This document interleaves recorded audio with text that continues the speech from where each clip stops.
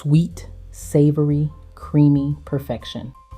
Today we're making creamy miso roasted carrots with rich umami flavor, natural sweetness, and a creamy finish that's surprisingly easy to make.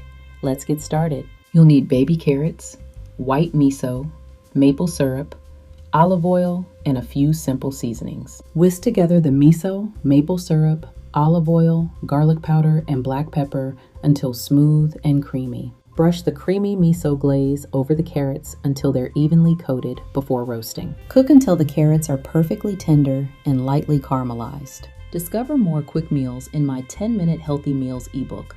The link is in the pinned comment. Every bite is rich, creamy, and packed with sweet roasted carrot flavor and savory miso goodness. Join Yum's Kitchen for free and get exclusive member extras. The links for today's recipe and to join Yum's Kitchen are in the pinned comment. See you next time.